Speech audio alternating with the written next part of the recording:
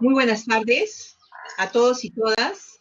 Les mando todos los saludos y la bienvenida a todos aquellos que se están conectando desde el Cusco, desde Ayacucho, desde Lima provincias, de Tacna, Moquegua, Lambayeque, Huánuco, Ica, entre otros, a este ciclo de 4 talleres. Hoy día estamos en nuestro segundo taller sobre Narra la independencia desde tu pueblo y cómo hacerlo, herramientas de historia participativa para la ciudadanía.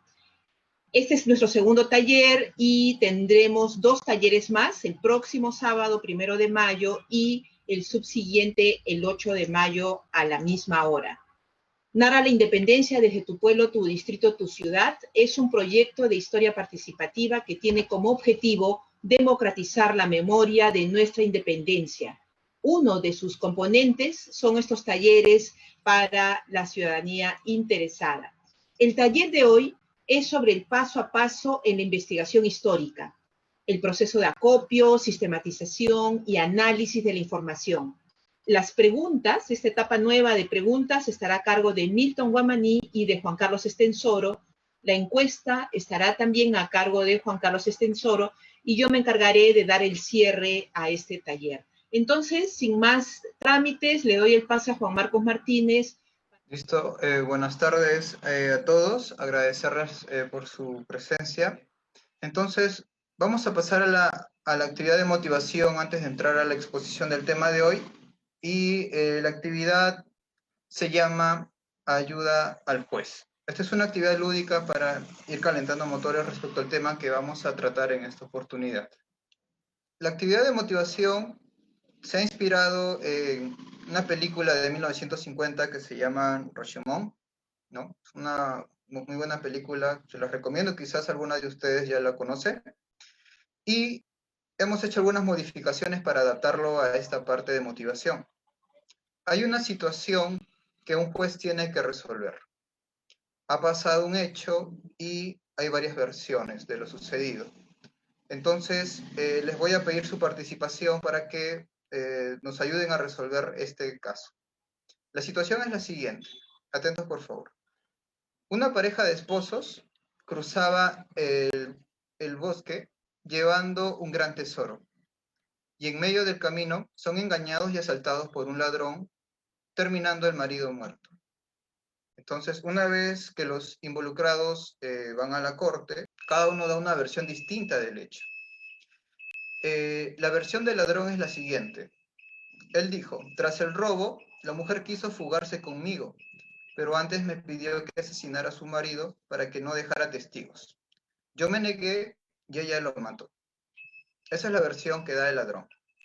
La versión que da la esposa es la siguiente.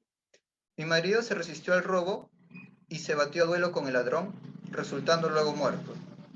Y finalmente hay un testigo, que es un leñador que pasaba por allí, y él señala de que tras el robo, el esposo quedó devastado y optó por el suicidio ante la mirada atónita de su mujer.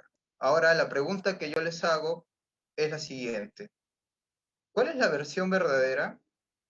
Y la segunda pregunta es, ¿qué podría hacer el juez para esclarecer lo sucedido? Muy bien, entonces les invito a participar a través del chat o abriendo sus micrófonos.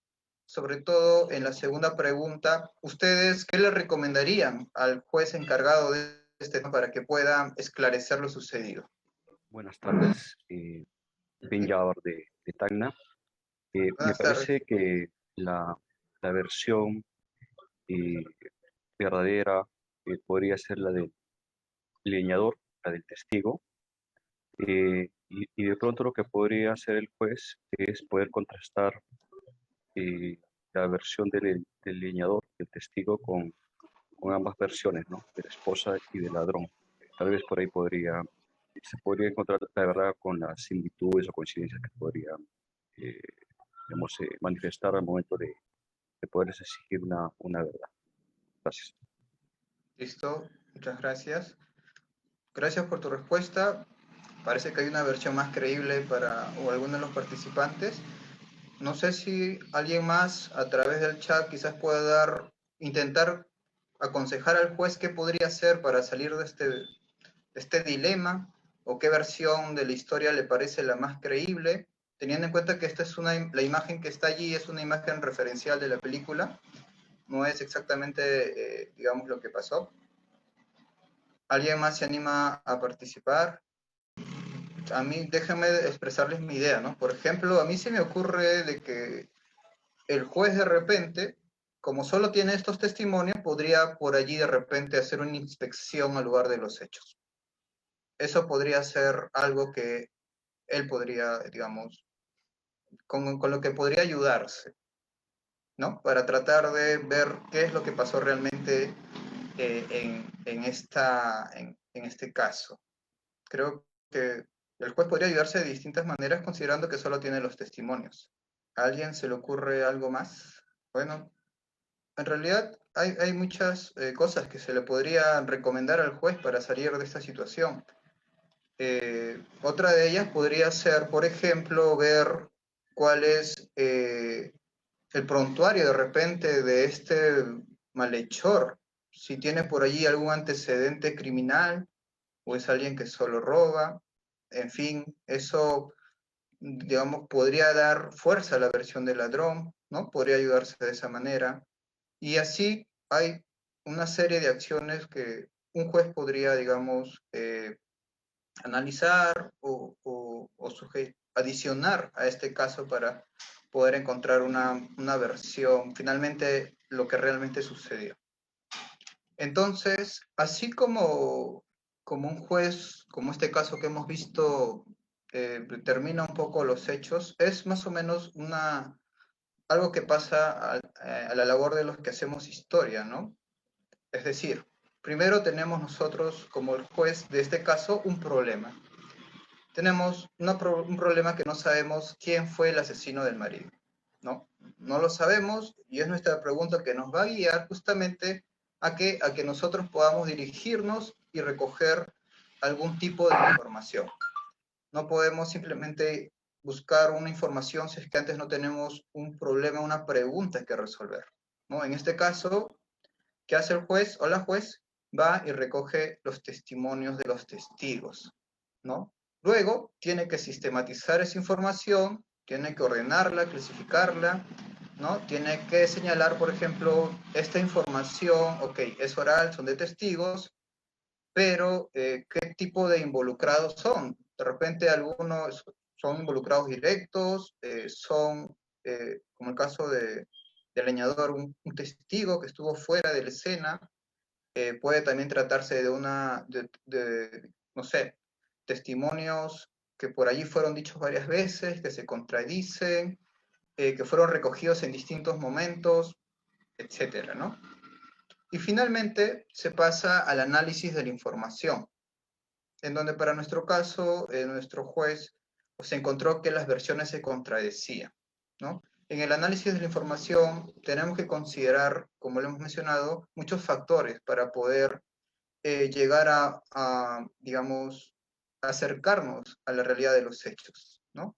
Como lo mencioné, se puede estudiar el prontuario del malhechor, por allí se puede tratar de investigar si existía alguna relación entre el malhechor y la mujer, o el leñador, por qué estuvo allí justo en ese momento, y así una serie de cosas, una serie de pasos que cuando hacemos historia nosotros nos planteamos y nos sirven para guiar. Yo hasta aquí dejo mi participación y le doy pase a Juan Carlos Estensoro, que nos va a ampliar un poco más de este contenido que hemos podido acercarnos a través de esta actividad lúdica. Dejo de compartir y les agradezco a todos por su participación. Gracias, Juan Marcos. Rashomon, además de ser una película, es una historia clásica, muy antigua, de varios siglos de la literatura japonesa, y es un texto al que le tenemos particular simpatía los historiadores, porque nos lleva a plantear una serie de analogías con nuestro trabajo, ¿no? A diferencia del caso que nos hemos planteado acá, el historiador no es realmente un juez. El historiador se parece tal vez un poquito más al detective de nuestro ejercicio de la semana pasada, y el historiador tiene que trabajar con las contradicciones y tiene que entenderlas, ¿no? Es como si tuviésemos en realidad que comprender no solamente, o comprender un hecho o una situación, es comprender también todos los puntos de vista en torno a ella, ¿no? La realidad no es algo necesariamente fijo, objetivo. La realidad en realidad es la experiencia de todos los actores en torno a ella, y eventualmente lo que nos queda a nosotros para acceder son las fuentes, ¿no? Son como retazos de realidad, y tenemos entonces que recurrir a ellos, a ellas, a preguntarles, ¿no? Eso es un ejercicio habitual, ¿no? Ir hacia la fuente con una pregunta, pero yo he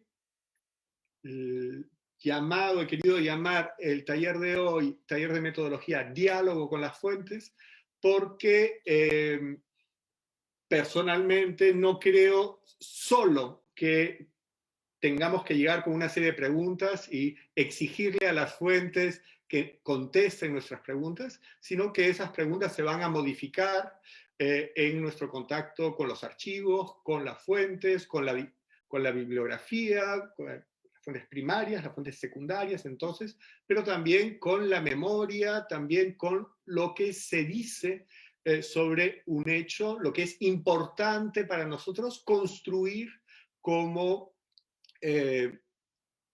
pregunta para también pensar la sociedad actual, qué cosa tenemos que ver, o qué cosas puede ser prioritario decir en un momento determinado, en el presente en el que nos encontramos, ¿no?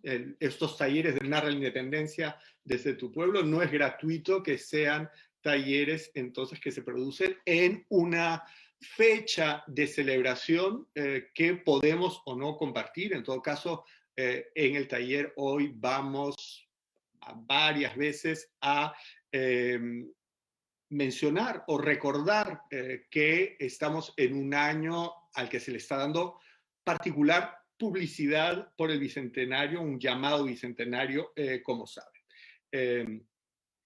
Decirles también, antes de comenzar, que el historiador no siempre tiene la respuesta o las respuestas, y parte de nuestra labor es también hacer preguntas, ¿no? Cuestionar, poner en duda, ¿no? Mover un poco lo que aparentemente son certezas. Y voy a comenzar con un caso que no puedo resolver y que no voy a resolver, y que eventualmente podría decir incluso que no quiero resolver, pero que es un caso que se presenta nuevamente ahora en el 2021, que es preguntarse si Tupac Amaru forma o no forma parte de nuestra independencia, si es o no es parte de nuestra independencia. Para eso voy a comenzar con una primera imagen que ha aparecido recientemente. Es una acuarela de la primera mitad del siglo XIX que se encuentra en el Museo de Bellas Artes de Buenos Aires, que representa entonces al rebelde Tupac Amaru. Sabemos perfectamente que Tupac Amaru se hizo retratar y circulaban retratos suyos, eso aparece en el juicio, aparecen varios testimonios de la época, sobre un caballo blanco, ¿sí?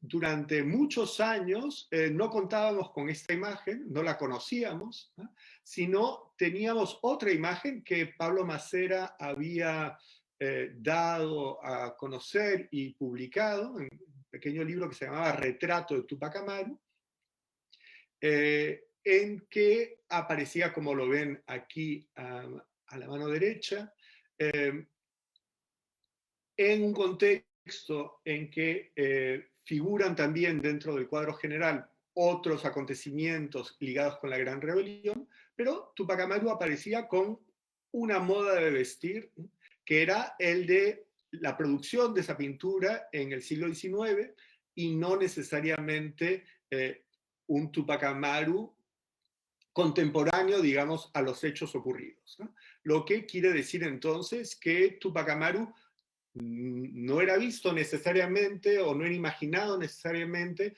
como un personaje distante, lejano, sino que era asimilado, si lo comparamos con otras representaciones más cercanas en el tiempo de esa pintura, probablemente con un héroe de la independencia. Si vemos y comparamos con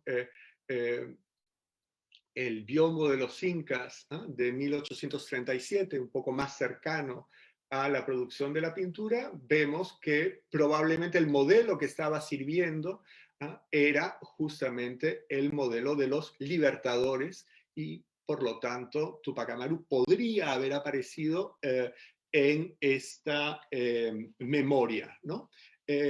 Al mismo tiempo nos podemos decir, bueno, entonces la imagen de Tupac Amaru de la derecha es falsa, no nos sirve. No, al contrario, ¿no? Lo importante es situar cada fuente en su momento, ¿no?, y ver cómo también cada fuente nos habla de su presente y nos habla también de determinada imagen que se puede tener en cada momento histórico del pasado.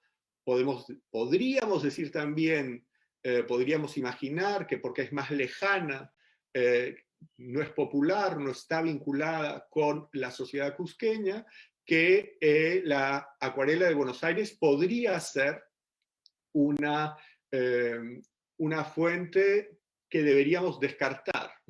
Pero si nos acercamos y vemos en detalle el tocado de Tupac Amaru, no aparece con un sombrero, sino aparece con una mascapaicha, con el símbolo de los incas y con un tocado con esa torre, esas flores, que son uno de los símbolos heráldicos que aparecía representando la ciudad del Cusco como capital del imperio. Lo podríamos comparar ahora con las pinturas del siglo XVII en que salían los alférez reales, ¿eh?, y justamente llevaban ese tipo de mascapaicha, que no era exactamente las mascapaichas incaicas, pero eran la forma en que la nobleza, de la que Tupac Amaru reclamaba ser parte, se exhibía en las calles del Cusco en ese momento. Si vamos ahora a entrar en diálogo y a dejarnos un poco impregnar, pero también estando alerta con lo que se dice hoy de Tupac Amaru, elegí pasearme un poco por el material que ofrece la página oficial de celebración del Bicentenario, la Comisión de Bicentenario, y les muestro rápidamente algunas noticias. Tupac Amaru II, tiempos de rebelión, Tupac Amaru II y Micaela Bastidas, conmemoración del levantamiento de Tupac Amaru II, día de fiesta, cusqueños conmemoran rebelión de Tupac Amaru y Cienciano jugará final. Vamos a Wikipedia, que es normalmente un sitio de saber común, donde las cosas que circulan como conocimiento compartido aparece. ¿Cómo aparece Tupac Amaru? Aparece Tupac Amaru II. Bien, entonces podemos ir incluso más allá y podemos contrastar algo interesante. En el tomo publicado por Carlos Daniel Valcárcel hace 50 años, en la colección de Sesquicentenario, aparecía solamente Rebelión de Tupac Amaru. En la nueva edición del mismo volumen, preparada por la Comisión del Bicentenario por el Congreso de la República, se retoma el texto de Valcárcel, se ha agregado un prólogo de Charles Walker, que como saben es el gran especialista hoy de Tupac Amaru, pero se ha agregado a Tupac Amaru II, como pueden ver claramente aquí. Me surgió entonces a mí una pregunta. ¿De dónde viene esta idea de Tupac Amaru II? Y me propuse buscar en dos motores de búsqueda que son muy útiles y que les recomiendo, HaliTrust y Google Books, que permiten buscar, si ponen entre comillas, una frase hecha, una expresión, en un universo de varios millones de libros disponibles. Es una técnica que ahora se conoce como humanidades digitales, hacer ese tipo de búsqueda, y puse fechas límites para ver cuán antigua es esta expresión, y en realidad me aparecieron como resultados algunas pocas menciones antes de 1919, ninguna antes de 1910.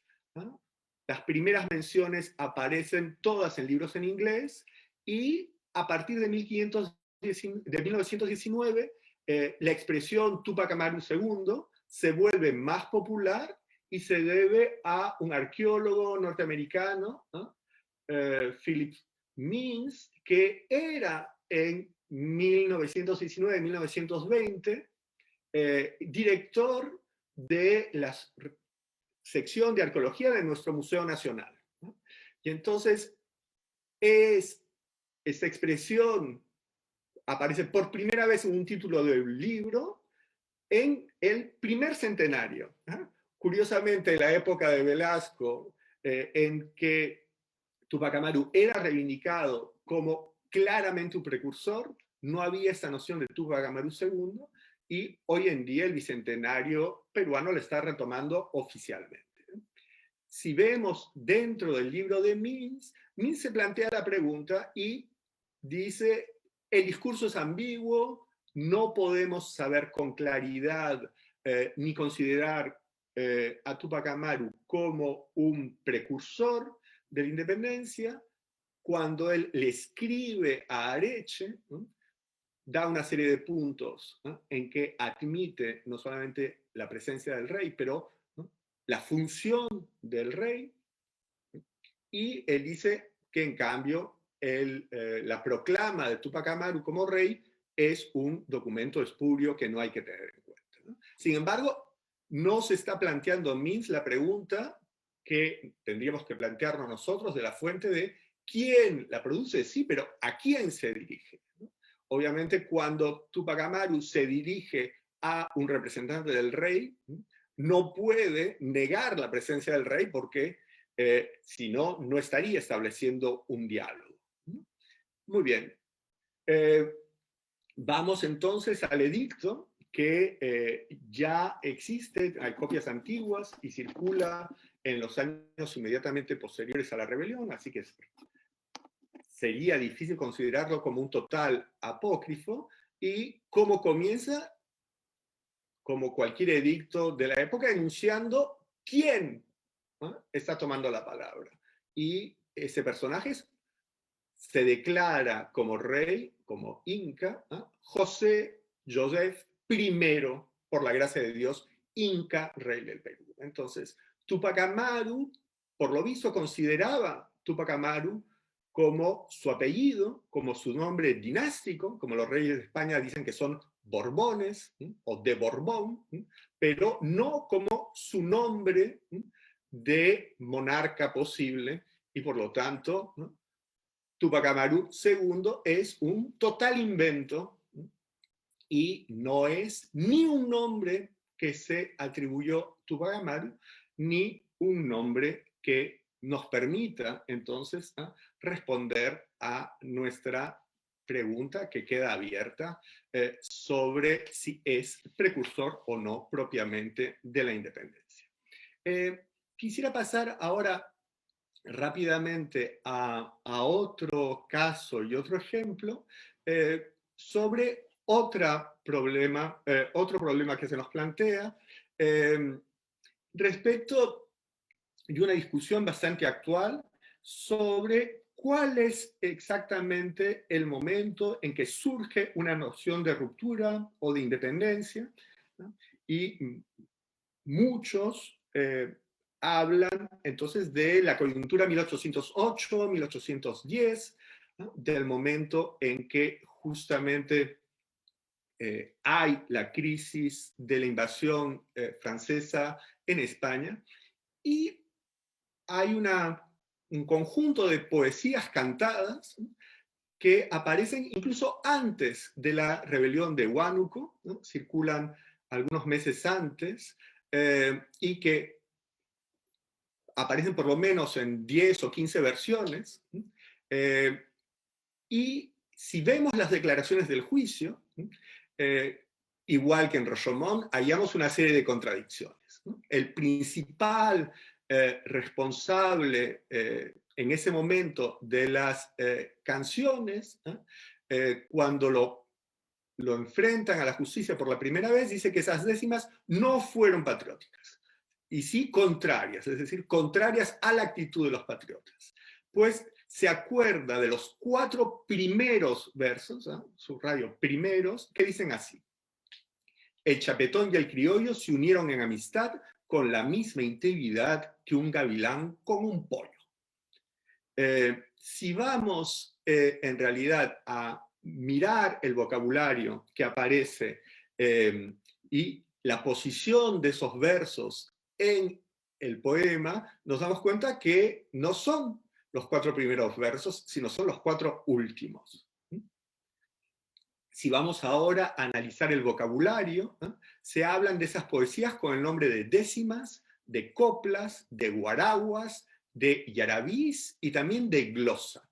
Y se habla de los versos de la concordia o de la décima de la concordia. Y aclara en un segundo interrogatorio, cantó los citados versos y su glosa. Eso quiere decir que en realidad aparecen al final porque es una tradición poética, desarrollar un contenido de un poema, un pequeño poema ya conocido, se llama glosarlo o hacer la glosa, y normalmente se cierra el poema recordando esos versos. Y esos versos de la concordia remiten en realidad a la actividad del virrey Fernando de Abascal, que había tenido esa política de pacificar al Perú, uniendo, entre otras cosas, con la creación de una milicia, a peninsulares y criollos.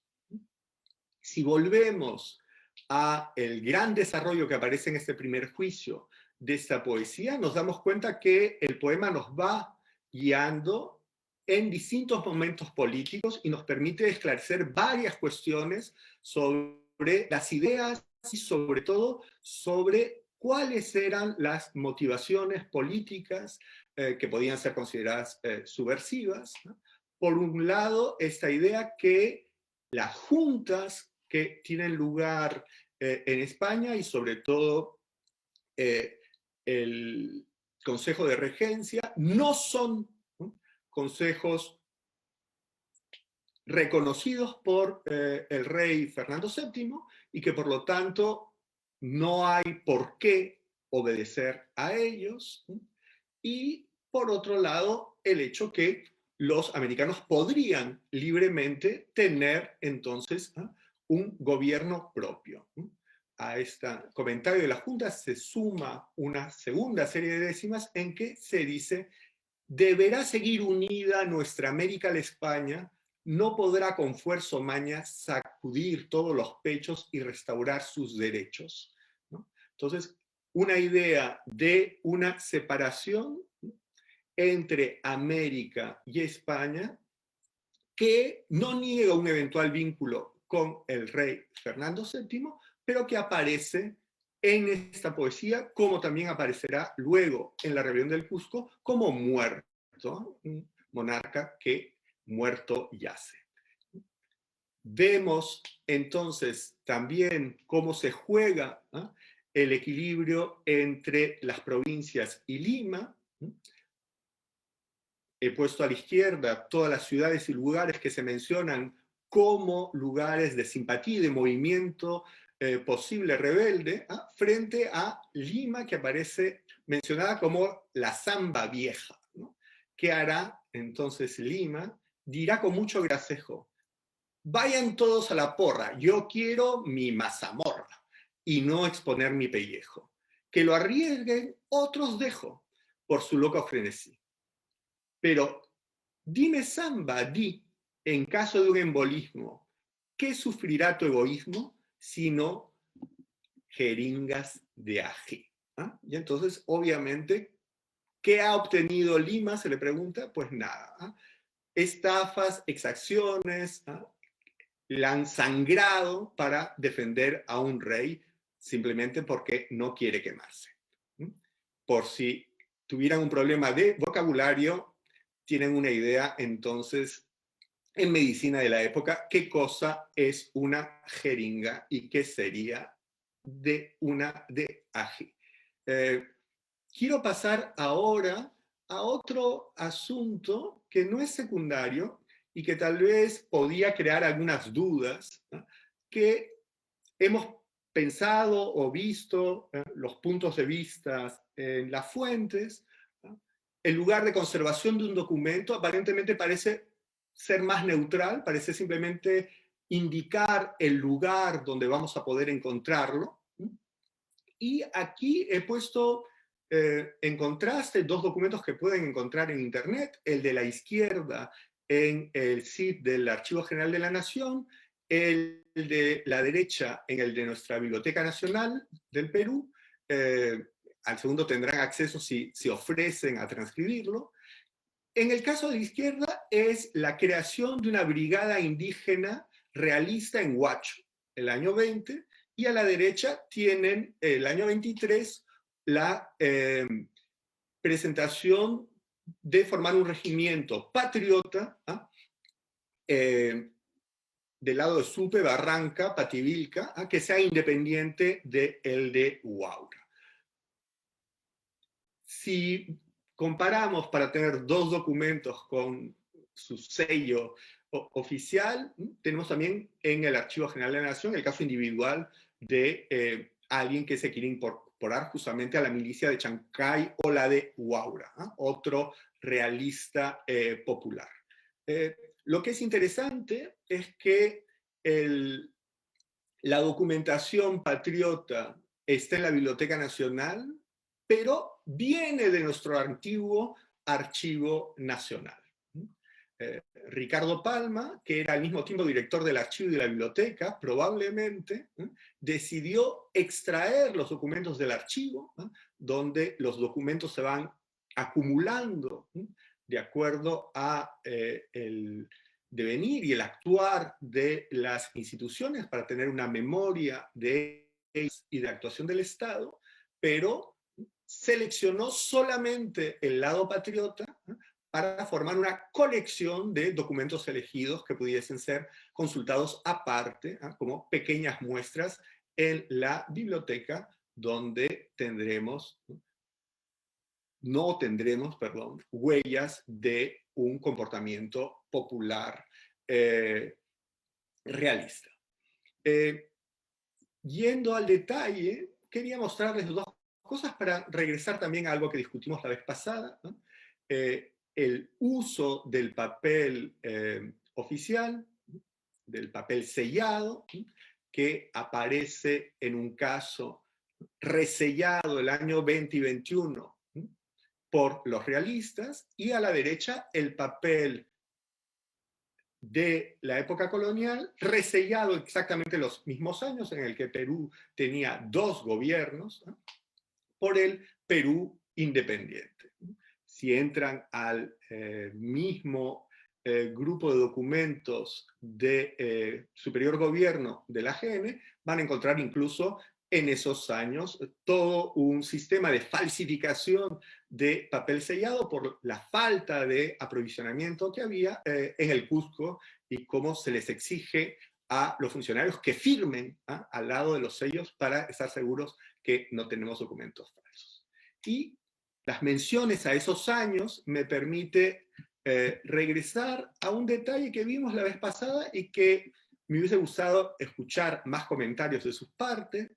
Cuando vimos los Andes libres, había esta mención, estamos en 1821, el mes de agosto, a menos de un mes de la declaración del 28 de julio, dice, año segundo de la independencia del Perú y primero de la de Lima. Esto quiere decir que la independencia de Lima no era la independencia del Perú, como nos están obligando a celebrar este año 2021, y eso quiere decir también que la independencia del Perú era entendida en 1821 como una independencia que ya había tenido lugar. Yo me enfrenté hace muchos años a estos numeritos, 1825, sexto y cuarto, ¿sí? Y 1827, octavo y sexto.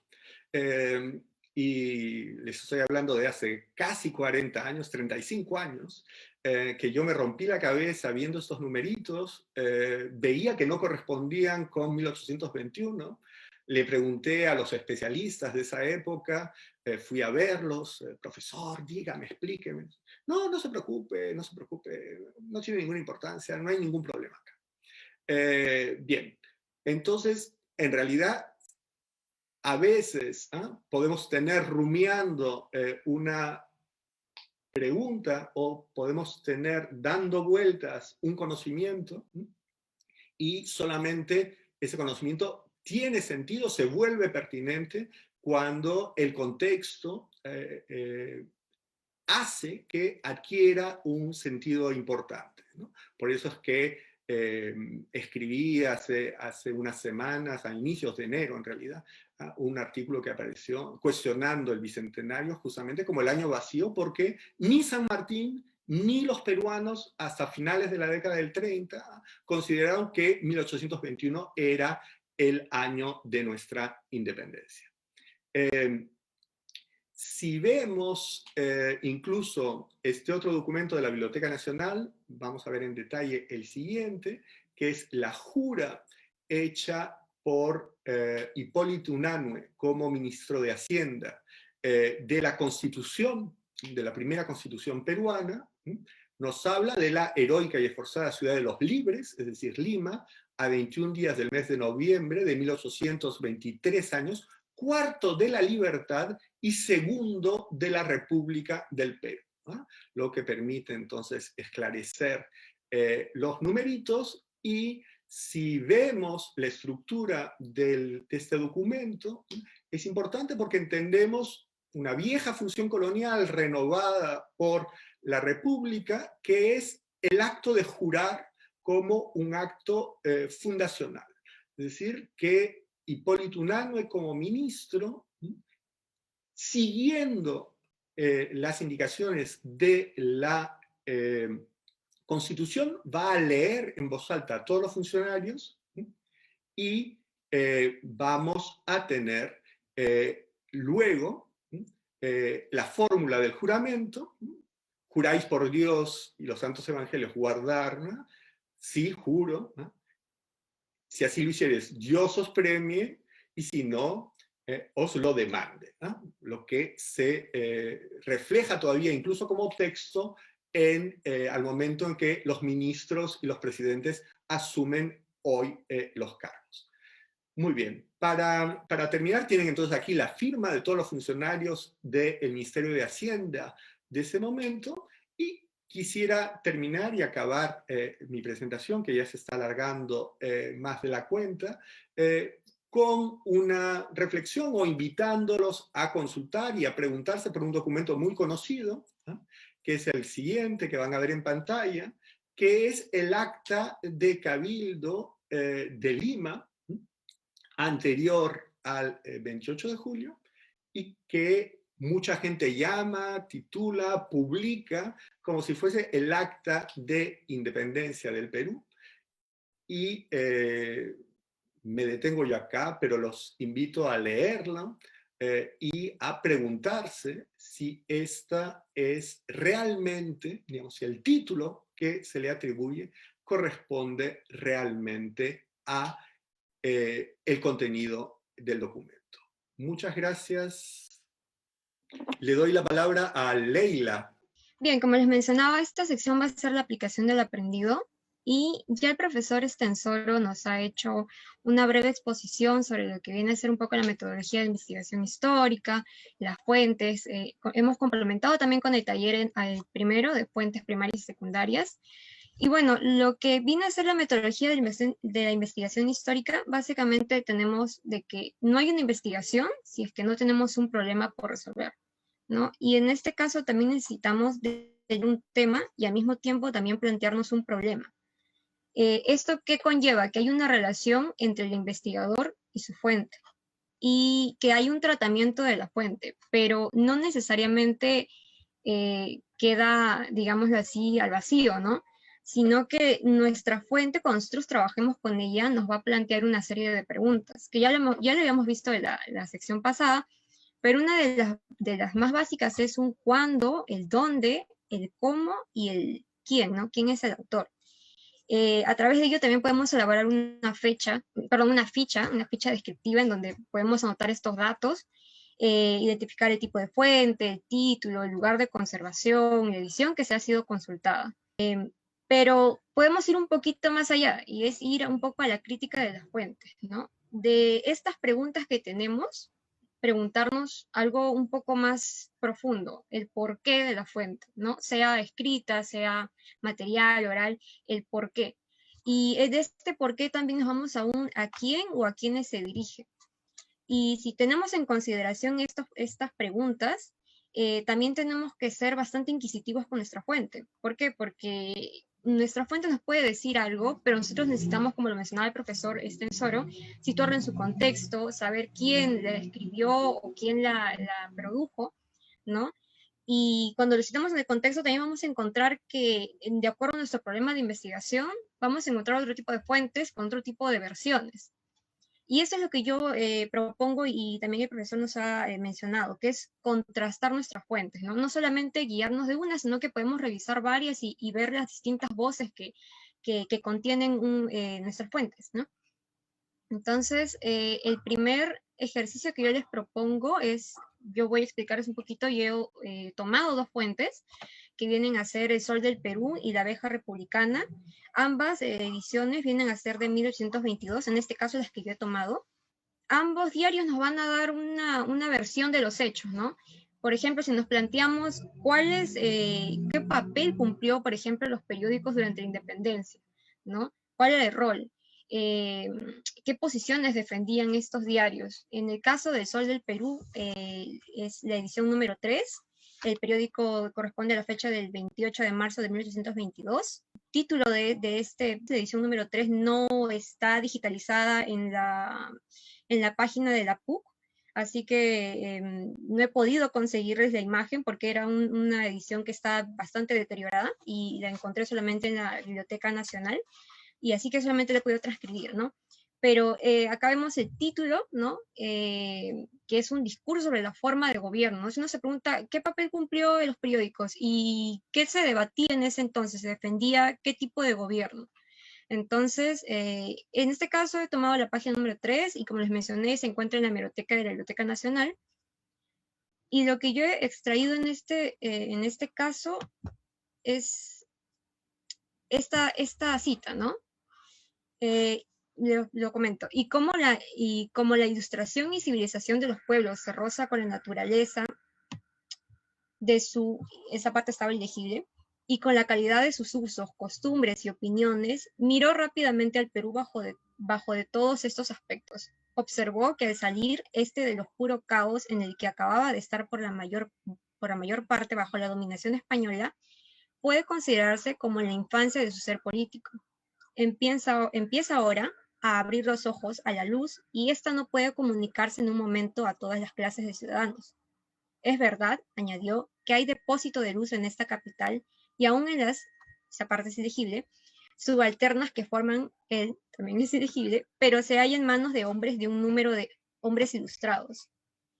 el que compone la gran masa de población, tanto en la parte alta como en la parte baja del Perú, yace en las tinieblas de la ignorancia, porque el gobierno anterior jamás cuidó como de remover los obstáculos de la probablemente de la clase y civilización, y mucho menos adoptar las medidas eficaces una y otra a los pueblos.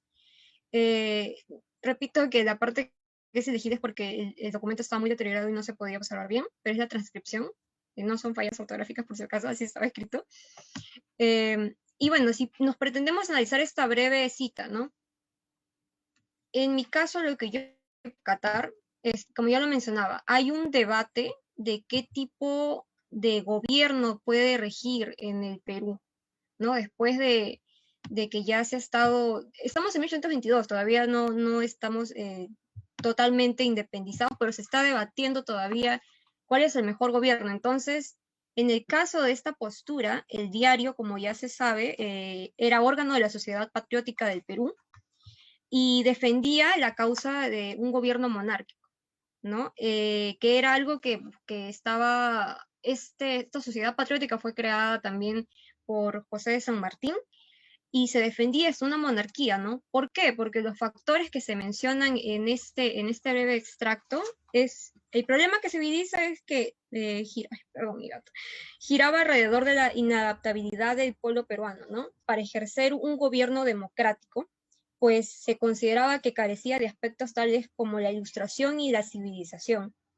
Era una sociedad que había sido sometida a servir durante varios años y bajo un sistema autoritario, ¿no? Entonces decían que no se encontraban lo suficientemente lista para la aplicación de principios democráticos y que era inmadura políticamente, como ya lo habíamos leído, que estaba en la infancia política. Entonces, en consecuencia, se desprende que hay una masa enraizada de ideas y percepciones y sentimientos sobre el poder político y la vida en comunidad que se fomenta en ese entonces, ¿no? Y los factores que se mencionan es que, como digo, no aplica un gobierno democrático porque hay una ausencia de civilización, por el tipo de población, por las costumbres. Es una sociedad peruana en estado primigenio a nivel político. Hay una carencia, se menciona, se puede extraer de conciencia política y civil. Y sobre todo se habla desde un punto ilustrar, ¿no? Educar a las masas, pero quienes tienen este conocimiento y quienes pueden hacerlo son las élites políticas y las intelectuales, ¿no? Ellos tienen que establecer estas prácticas cívicas.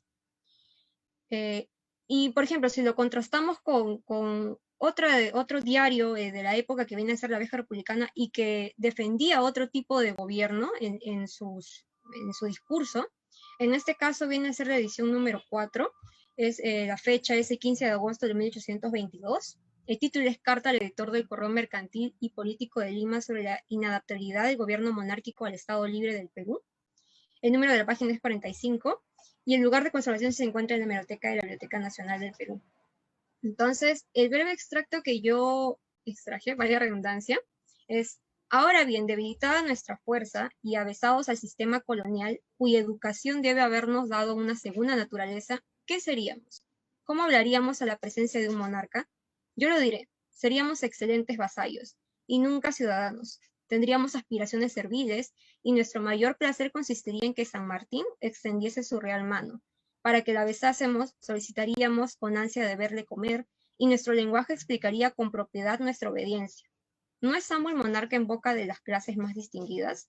No nos deslumbremos por el sacro amor que nos merece la patria con instituciones pomposas. Restablezcamos en todo su esplendor la dignidad de hombres propiamente tales, que tiempo hay para que la virtud, el talento, la sabiduría y las hazañas formen distinciones. No olvidemos de que la mano regia es demasiado poderosa y que quien llega a sentirla en toda su extensión no tiene persona, no conoce propiedad, no siente en sí el mágico impulso de la libertad. Entonces, ¿qué podemos extraer? Nosotros vemos esta breve frase y si ya tenemos entendido de que estos eran dos diarios con diferentes posturas, vemos que este siguiente extracto en La Vieja Republicana es una forma contestataria, ¿no? Que es una crítica en contra de la monarquía como forma de gobierno, ¿no? Se hablan en este número, no solamente en este extracto, se habla mucho de conceptos como tiranía, despotismo, del peligro de la concentración de poder, ¿no? Y para la abeja republicana, para quienes estaban detrás, como era José Sánchez Faustino Carrión, la mejor forma de gobierno era la república, ¿no? Y esta guía del conocimiento, aquí sí hay una similitud con el caso de Sol del Perú, es que el pueblo tiene que haber un pueblo ilustrado, pero igual, quienes ilustran, quienes los educan, también viene de ilustrados, de una élite educada, ¿no? Entonces, pero se habla mucho de que esta monarquía como forma de gobierno que se propone no es apta porque si se revalora la dignidad del hombre, de un hombre libre y civilizado, ellos plantean que si es que se impone una monarquía, el hombre va a perder todo tipo de libertad. Y es como para ellos, ¿no? Volver de nuevo al yugo que se estaba viviendo antes con los virreyes, ¿no? Con el Imperio Español. Entonces, como menciono, es una manera de contrastar, de que no nos fiemos del todo en nuestra fuente, sino vayamos un poquito más, situemos en el contexto, revisemos otro tipo de fuentes para poder contrastar información, ¿no? Y tengamos muchas estas preguntas que nos pueden surgir a partir de las fuentes, ¿no? Nuestro por qué, nuestro a quién va, cuál es la intención que nos plantea, no solamente un texto, sino también puede ser un cuadro, como lo ha mencionado el profesor anteriormente, eh, eh, notas de viajeros, cositas así, ¿no? Entonces, muchísimas gracias. Ahora le voy a dar, muchísimas gracias por su participación a todos. Ahora le voy a dar el pase a mi compañero Milton para la ronda de preguntas. Gracias. Gracias, Aleida. Buenas tardes con todos.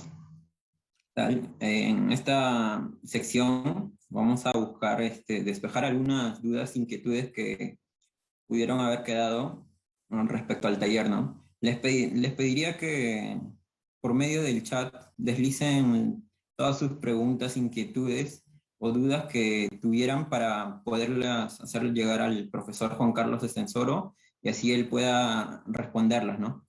Sí, tal como lo acaba de mencionar el profesor, también se pueden hacer preguntas respecto al taller anterior y así podemos ayudarles a despejar las dudas de ambos talleres y los esperamos, ¿no? En el chat, por favor, todos los que tengan alguna pregunta, duda, inquietud. Gracias. Acá tenemos primeras preguntas. Ahora vamos leyéndola. Nos mencionan que si un historiador del siglo XIX o XX cita una fuente que ya no existe, ¿cómo se debe tratar esa fuente que se encuentra en texto historiográfico, ¿no? ¿Qué tan válido es? ¿Cómo citar y referenciar en caso sea válido, ¿no? Asimismo, preguntan respecto a quisieran una mayor aclaración respecto a la cronología de las independencias en los periódicos, ¿no? Son varias inquietudes interesantes que dentro de un momento el profesor Juan Carlos irá despejando. Tal vez puedo comenzar a contestar esas dos preguntas, a ver si eso rompe el frío, rompe el hielo y otros se animan a hacer preguntas. Voy a comenzar por el problema, digamos, de una fuente hoy desaparecida que aparece en una citada o parcialmente publicada en un escrito posterior. Hay muchos casos de ese tipo, por ejemplo, en el caso de la rebelión de Huánuco, uno de los cuadernos enteros del proceso se conoce de esa manera, de manera indirecta, porque han desaparecido. Hay a menudo ese tipo de problemas en el Perú, que ha tenido saqueo de archivos o que tuvo el incendio de la Biblioteca Nacional. En ese caso, obviamente, tenemos, por un lado, que aceptar digamos, no podemos dejar de utilizar un acceso parcial a una fuente, y sin embargo tenemos que tener unas ciertas precauciones, ¿no? Hay un principio que hice explícito la vez pasada, mencioné hoy, que es, nunca debemos de perder de vista el momento de producción de nuestra fuente, ¿sí? Y cuando digo eso, lo podríamos tomar de una manera más drástica y decir, indirectamente he hablado un poco de eso hoy, que la publicación de una fuente es también en sí mismo un hecho histórico, ¿no? Hemos visto ese paso de la publicación de los documentos en 1972, 74 y ahora en el 2020. Y la manera de abordar las fuentes no es la misma. El título que se le da a la misma colección documental ha cambiado.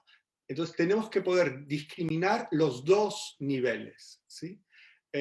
Por un lado, para citar correctamente, ¿no?, la fuente primera, digamos, a través de su publicación o a través de una cita hecha por otro autor, tenemos que hacer a pie de página, ¿no?, dos niveles de cita.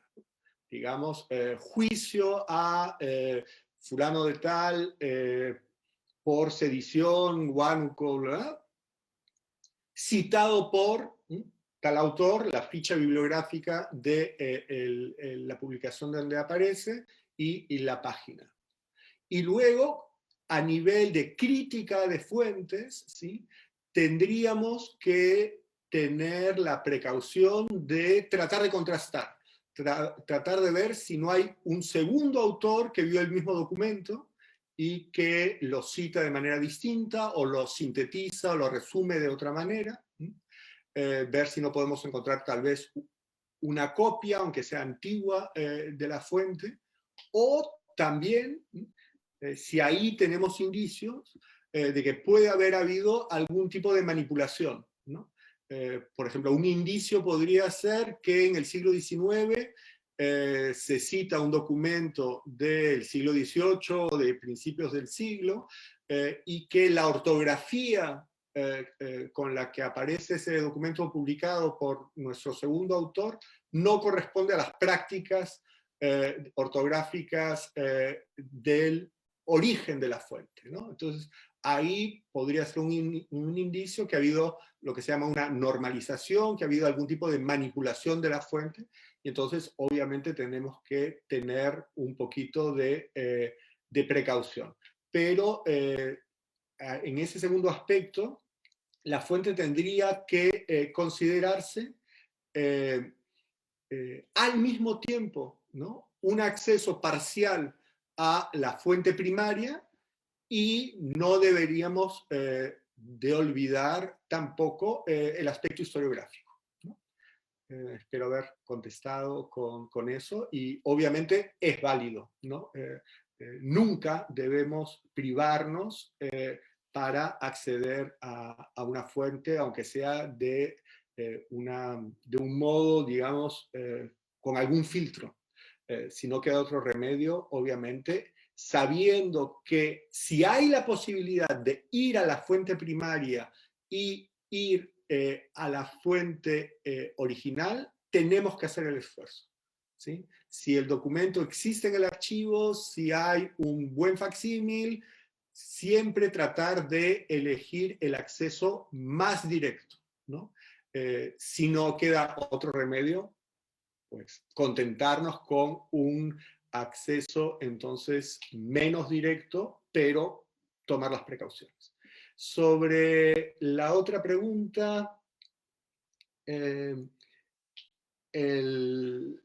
respecto de los periódicos y de la cronología. Sí, quisiera tal vez a ver si puedo aclarar un poco eso.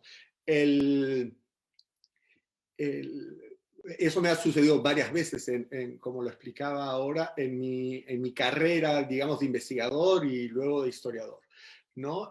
Haber encontrado algo que me resultaba extraño, que me cuestionaba, ¿no? Y no tener inmediatamente una respuesta satisfactoria, y hay una suerte de lucha, ¿no? O de trabajo, de ejercicio continuo, ¿no? Entre las fuentes y el historiador. Me ha pasado varias veces en mi carrera. Y este asunto de las fechas, no solamente de los periódicos, pero también de los documentos, ¿no? Porque en el caso de UNANUE no es un periódico, aparece en muchos documentos administrativos esta doble o triple incluso marca de fecha, de conteo en realidad de calendario, ¿sí? Y aparece frecuentemente de manera sistemática también en los textos de leyes, ¿sí? Hasta los años 1830. Lo que es interesante para mí es un poco como el ejemplo de las celebraciones de la batalla de Ayacucho, ¿no? Que para nosotros ha quedado como un hito importante, ¿no? Cuando nos acercamos al pasado a través de las fuentes, tenemos que hacer también un ejercicio un poco curioso, que es borrar nuestro presente un momento. Nos preguntamos desde el presente, las preguntas ligadas a la coyuntura, nuestro objetivo final es hablar del pasado a los hombres del presente y desde el presente. Pero en ese ejercicio, como en la película Rashomon, hay que también abandonarse un poco al testimonio y dejar que ese testimonio nos interpele. Y entonces, si comenzamos a ver ya en el detalle la aparición de las fechas en los periódicos, es muy interesante porque durante 15 días, entre la jura la declaratoria del Cabildo de Lima y el 28 de julio, se cree que va a ser el primer año de independencia nacional. Y eso no dura más de 10 días. Y luego eso totalmente desaparece. Si nosotros proyectamos nuestra imagen del presente hoy, del bicentenario, como el 28 de julio de 1821, podríamos haber presentado el primer número, por ejemplo, de la Gaceta del Gobierno Independiente del Perú, diciendo, el censor se equivoca. Miren, en el primer número de la Gaceta dice 16 de julio de 1821, primer año de la independencia del Perú. ¿Qué nos está contando? El bicentenario, tienen razón. Bien, pero ese conteo duró menos de 10 días. En el tercer número de la Gaceta no se vuelve a hablar de una independencia nacional en 1821. Y como en los otros periódicos que he mostrado, aparece, esa es la independencia de Lima. Hablar de la independencia de Lima dura 2 meses. Y luego nadie vuelve a hablar ni a contar hace cuánto tiempo se declaró la independencia de Lima. Y cuando se evoca 28 de julio, hasta los años 1835, 1876, se dice, vamos a celebrar ese 28 de julio la independencia de Lima. Nadie dice vamos a festejar la independencia del Perú. Sin embargo, todos los documentos oficiales, por lo tanto, era una decisión centralizada con la que San Martín, Monteagudo estuvieron de acuerdo y que se transmitió, es 1820, es el año del Perú libre, es el año de la independencia, y curiosamente no es el día que decide el Congreso que el Perú va a ser una república, que comienza a contarse los años del Perú republicano. Es después que se va San Martín y cuando llega Bolívar. Es como que se espera un poquito que San Martín, que ha ayudado a declarar la independencia y que era monarquista y que no era republicano, se vaya, se aleje para no ofenderlo y comenzar a hacer el segundo conteo, ¿no? Entonces, hay un documento muy curioso que pronto espero publicar o dar a conocer, del año 39, en que hay 4 fechas al mismo tiempo, ¿no? Hay la fecha de calendario normal, hay la fecha del Perú independiente, libre, hay la fecha del Perú republicano, y hay un conteo de el Perú independiente que no corresponde a ninguna de las otras. Y es a partir de ese momento que el 28 de julio se va a convertir en la nueva fecha y van a desaparecer las otras. Bien, no sé si hay otras preguntas. Sí, justamente hay dos preguntas más. Una donde nos mencionan qué significa patricios y patria para los años previos de la independencia. La consulta respecto al principio de saturación de fuentes, ¿no? Se considera que es necesario contar con numerosos datos que saturen la información para validar un argumento de investigación histórico. ¿Es así o suficiente con un dato para argumentar? Ya. Patricios, patria, hay artículos enteros, los podemos compartir en algún momento en el Facebook, que se han escrito sobre esos temas, ¿no? Pero la noción de patria, aparte de estar ligada a la noción de padre, está mucho más ligada como un sinónimo de provincia o de región, es decir, de espacio cercano, que en el sentido que le damos necesariamente hoy como patriotismo o como una forma afín al nacionalismo, ¿no?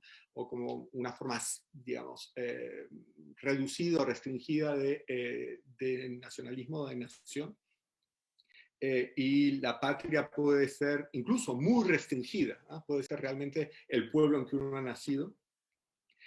Con la noción de patricio, no hay necesariamente una medida aristocrática, que es la que le damos nosotros hoy, ¿no?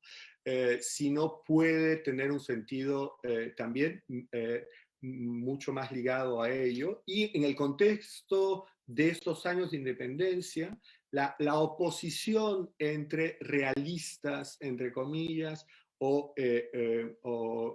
peninsulares y patriotas, o realistas y patriotas, tiene que ver más justamente con lo que expresaban esas canciones que aparecen poco antes de la rebelión de Huánuco. Se habían cantado probablemente antes en Lima incluso, en esa Lima, sin embargo, una élite reticente, y se van a seguir cantando hasta los años 22, 23, esta idea que patriota es quien está defendiendo en el marco de las discusiones políticas de ese momento la posibilidad de que haya una decisión de base, es decir, que un gobierno que emane del común de vecinos reunidos en Cabildo, por ejemplo, ¿no? Frente al reconocimiento del virrey o de una autoridad delegada de un rey que no existe, ¿no?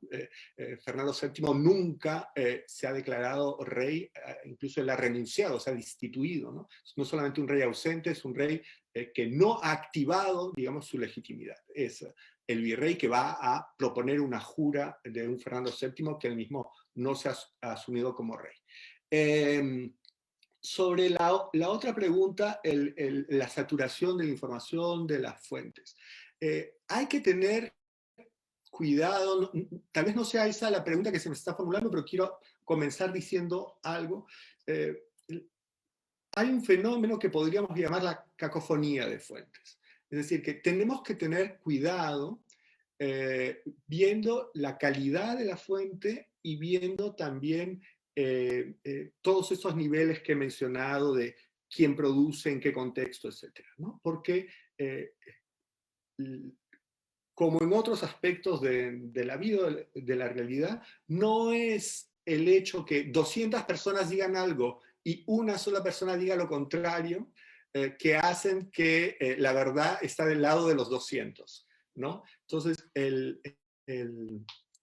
tenemos que, es más importante a veces contrastar dos fuentes que digan lo contrario y tratar de entender por qué lo dicen. Y como en el caso de los periódicos, tanto los de las huelgas del SUTEP como los de los debates entre monarquía y república, lo importante no es decidir que una de las dos fuentes tiene la verdad, tiene la razón, ni ilustra mejor. digamos, en el caso del comercio, digamos, porque en el caso de la monarquía y la república se puede decir son dos opiniones, ¿no? Pero en el caso del comercio y de la república, el comercio también nos está informando de cómo ciertos sectores sociales, cómo ciertos grupos de opinión estaban dando cuenta o comunicando o no, o una realidad, ¿no? Entonces, todo eso forma parte del hecho histórico que estudiamos, ¿no? No hay una realidad de las huelgas del subte que pueda evitar pasar por la forma como fue presentada en ese momento o cómo la sociedad o sectores de la sociedad tuvieron acceso a esa información. Entonces,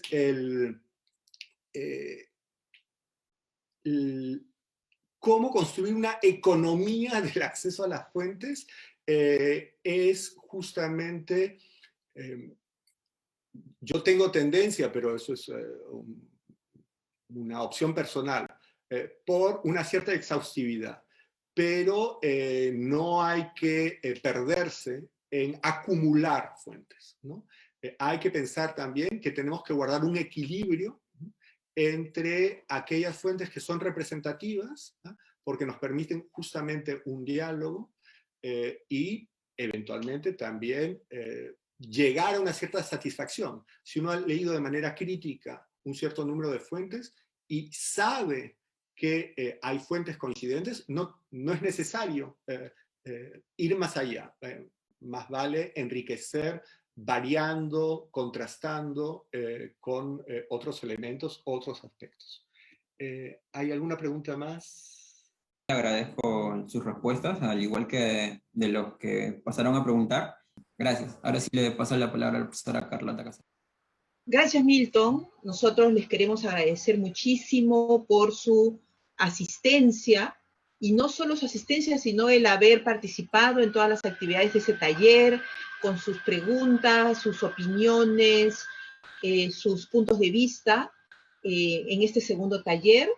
Por ejemplo, queremos agradecer a Ben, a César, a Cristóbal, a Dayton, Elliot, Genaro, Helbert, Jessica, Jonathan, Jorge Luis, José, José Antonio, Junior, Juliet, Lady, Lourdes, Luis, Marco, Nelson, Norberto, Pascual, Rolando, Yanira, así como a los que nos han seguido en vivo a través del Facebook Live.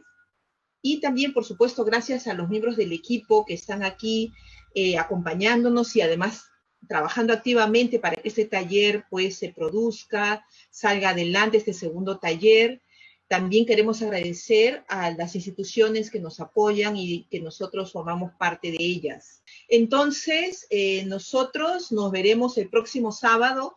El próximo sábado es 1 de mayo, es el Día del Trabajador, es nuestro día, por lo tanto, todos nosotros somos muy trabajadores, estamos un sábado aquí justamente tratando de compartir y aprender e integrarnos a estos proyectos que tienen que ver con la democratización del conocimiento en la historia, con participar justamente en construir juntos una nueva memoria sobre la independencia. Eso es tan importante para nuestro país. Y por lo tanto, el 1 de mayo vamos a honrar esa fiesta y ese feriado, continuando con este tercer taller, cuyo tema central sobre el contexto y conceptos de la independencia. Esto es bien importante porque si queremos narrar la historia de nuestro pueblo, nuestro distrito, nuestra ciudad, pues es importante que sepamos en qué contexto nos estamos ubicando y de allí pues presentar nuestro propio caso, nuestra propia historia. Y para este tercer taller nos va la parte que tiene que ver con la construcción y el desarrollo del tema central. Estará a cargo de la doctora Cecilia Méndez Gastelumendi, de la Universidad Santa Bárbara, California. Entonces, las y los esperamos y pues ya estamos en la hora como para despedirnos. Muchísimas gracias, nos vemos y por supuesto cuídense mucho. Nos vemos. Hasta el próximo sábado.